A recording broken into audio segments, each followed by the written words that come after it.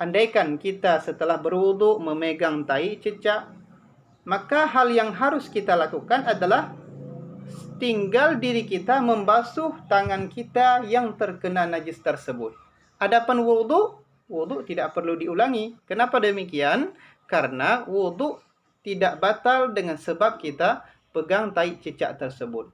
Kenapa? Karena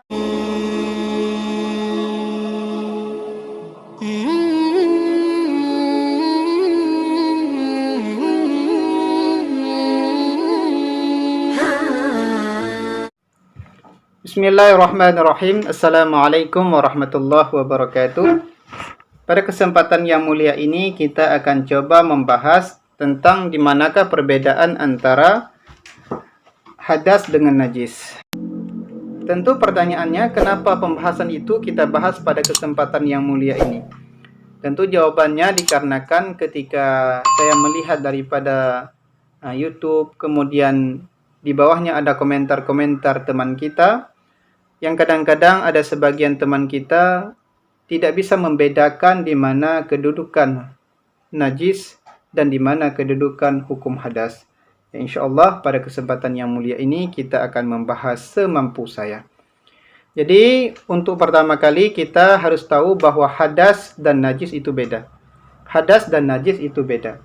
Ada dua hadas. Yang pertama disebut dengan hadas kecil dan yang kedua disebut dengan hadas besar.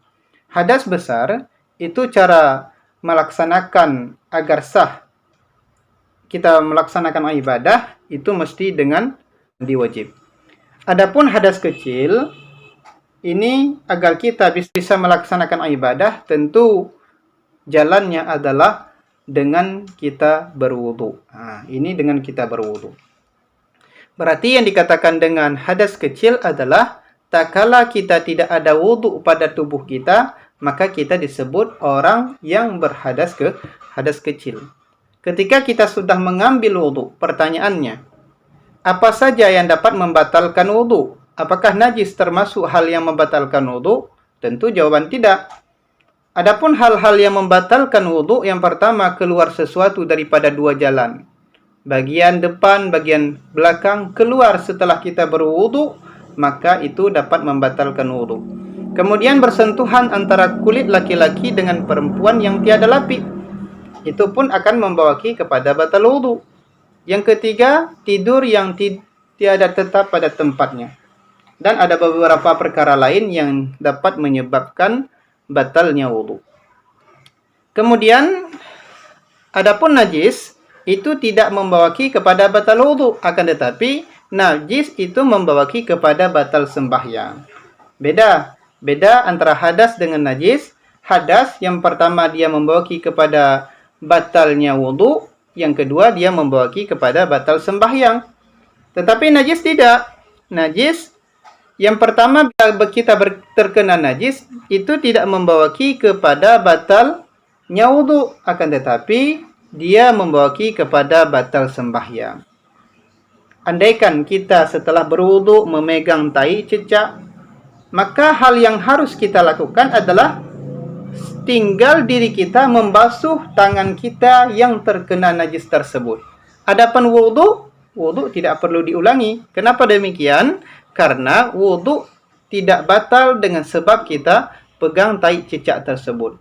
Kenapa? Karena yang kita pegang adalah najis. Adapun dalam sembahyang, bila kita jatuh tai cecak di atas tubuh kita, maka itu nyata sembahyang kita batal. Kenapa demikian? Karena dalam sembahyang hal yang harus diperhatikan adalah suci tubuh kita daripada hadas kecil dan hadas besar, serta bersih tubuh kita daripada terkena najis pada tubuh kita.